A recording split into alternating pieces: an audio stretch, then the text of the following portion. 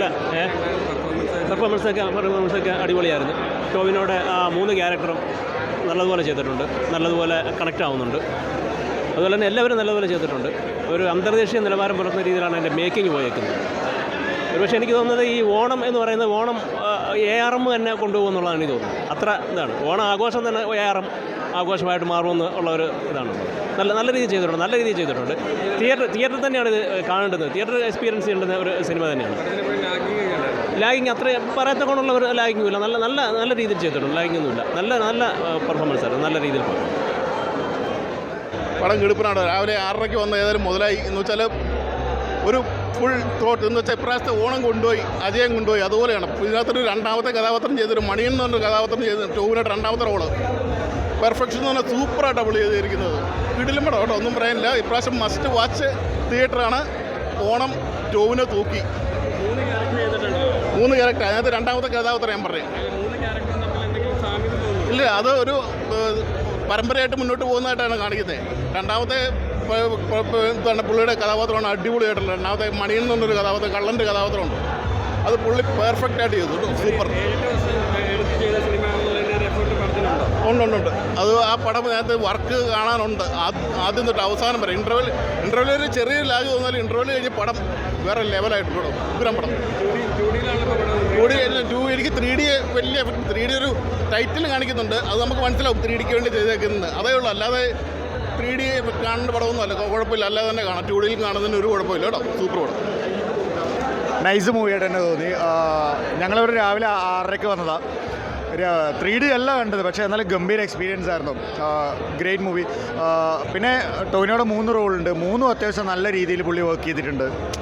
So me personally ഭയങ്കര ഇഷ്ടപ്പെട്ടു പടം. ഫസ്റ്റ് ഹാഫിനേക്കാളും ഒന്നുകൂടെ ബെറ്ററാണ് second half. It's like a complete circle. കുറച്ചുകൂടെ നന്നായിട്ട് തന്നെയാണ് സ്ക്രീൻ പ്ലേയിൽ അത്യാവശ്യം നന്നായി വർക്ക് ചെയ്തിട്ടുണ്ട്. പിന്നെ എടുത്തു പറയേണ്ടത് VFX-ആണ്. സാധാരണ ഇപ്പോൾ ഈ അടുത്തിറങ്ങിയ പടങ്ങളിലെ VFX സ്റ്റാൻഡേർഡൊക്കെ വെച്ച് നോക്കുകയാണെങ്കിൽ നമ്മൾ നല്ല രീതിയിൽ ചെയ്തിട്ടുണ്ട്. യൂസ് ചെയ്ത ഭാഗങ്ങളെല്ലാം ഡയറക്ടറും ടീമും തന്നെ VFX സൂപ്പർവൈസറാണെന്ന് പറഞ്ഞത്. പിന്നെ ഏകദേശം ഈ പടം അനൗൺസ് ചെയ്തോട്ട് ഏകദേശം ഇത്രയും നാളായി. നല്ല സമയം അതിന് ഇതെടുത്തിട്ടുണ്ട്. എനിവേ 3D കുറച്ചുകൂടി ബെറ്റർ ആവുമെന്ന് തോന്നുന്നു. കണ്ടിരുന്നെങ്കിൽ നന്നായിരുന്നതെന്ന് തോന്നിയിട്ടുണ്ട്. ഫ്രെയിമുകൾ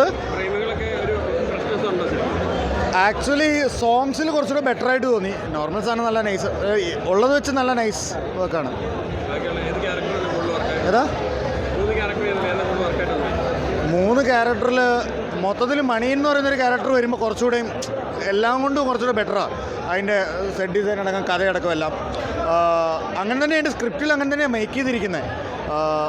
ആൻഡ് മറ്റേ തുടക്കത്തിൽ കാണിക്കുന്ന ആ ഒരു എന്തായിരുന്നു കുഞ്ഞിക്കേളു എന്ന് പറഞ്ഞ ക്യാരക്ടറിന് അധികം സ്ക്രീൻ സ്പേസ് ഇല്ല, കാരണം അത് അത്ര ചെറുതാണ് ആ റോള്. മണിയനാണ് മെയിൻ. അപ്പോൾ മൊത്തത്തിൽ എനിക്ക് ആ ഭാഗം നന്നായി വർക്കായിട്ടുണ്ട്.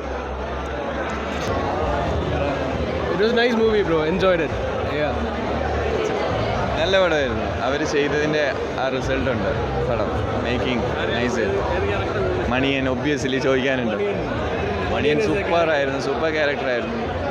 ലോജിക്കലി ചിന്തിക്കരുത്, പക്ഷേ മൂവി മേക്കിംഗ് സൂപ്പർ. കേട്ടില്ല. 2D 3D കാണണം, പക്ഷേ 2D കാണരുത്. 3D കാണുമ്പോൾ ഞങ്ങൾ 2D കണ്ടേ. അതിൻ്റെ ഒരു ഇതുണ്ട്, പക്ഷേ 3D കാണണം പടം. നല്ല സിനിമയാണ്. സെക്കൻഡ് ഹാഫ് നല്ലതാണ്. മണിയൻ ക്യാരക്ടർ അടിപൊളിയായിരുന്നു. നല്ലതായിരുന്നു മണിയൻ്റെ ക്യാരക്ടർ. നല്ല പടമായിരുന്നു. സെക്കൻഡ് ഹാഫ് പൊളിയായിരുന്നു. നല്ല പടമാണ്. 3D കണ്ടാൽ കുറച്ചുകൂടെ നല്ല എക്സ്പീരിയൻസ് ആയിരിക്കും. 3D കണ്ടാൽ എന്തോ 3D കാണാം. നല്ല ഫിലിം, അടിപൊളി ഫിലിമാണ്. I am enjoyed. എനിക്ക് ഏറ്റവും കൂടുതലായിട്ട് ഇഷ്ടപ്പെട്ടത് മണിയൻ്റെ ക്യാരക്ടറാണ്. എന്തോ മനസ്സിലായില്ല.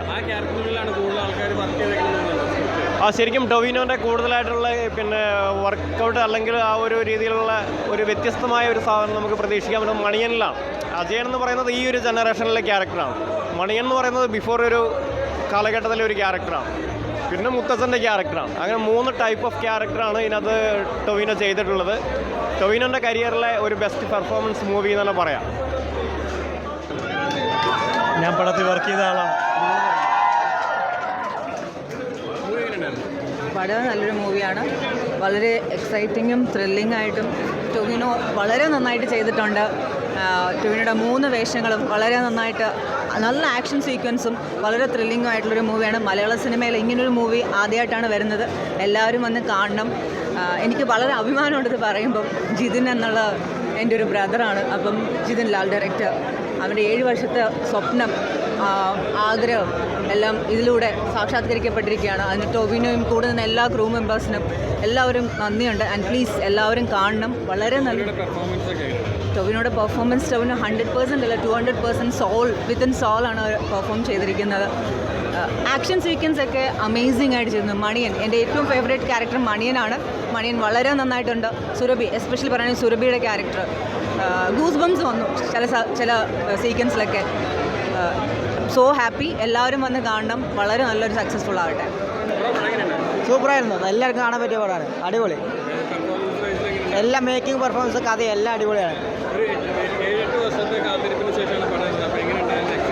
അപ്പോൾ നല്ല എക്സൈറ്റ്മെൻ്റ് ആയിരുന്നു. എന്തായാലും എല്ലാവരും കാണുക. അടിപൊളിയാണ്. സൂപ്പറായിരുന്നു. ഇഷ്ടമായി. ടൊവിനോ തന്നെ. മണിയൻ സൂപ്പർ. ഭയങ്കര. ഞങ്ങളതിൻ്റെ 3D ചെയ്തേക്കുന്നത്. റേസ് 3D എന്ന് പറയുന്ന കമ്പനി. പടം അടിപൊളിയാണ്. ഏതാ? എല്ലാവരും സൂപ്പറാ. മണിയൻ വളരെ വളരെ സൂപ്പറാ. ആ ക്യാരക്ടർ ടൊവിനോ സൂപ്പറാ. കൊള്ളാം. ആ 3D ഞങ്ങൾ ഇപ്പം 2D കണ്ട, വൈകുന്നേരം 3D കാണും. എന്തെങ്കിലും എല്ലാം കണ്ടിട്ടേ പോകുന്നുള്ളൂ. നമ്മുടെ ടീമാണ് 3D ചെയ്തിരിക്കുന്നത്. നമ്മുടെ കമ്പനിയാണ് ചെയ്തിരിക്കുന്നത്. അപ്പോൾ 3D കാണാൻ പറ്റാത്തതിൻ്റെ ഒരു വിഷമം ഇപ്പോൾ ഉണ്ട്. വൈകിട്ട് ഒന്നുകൂടെ 3D കാണാം.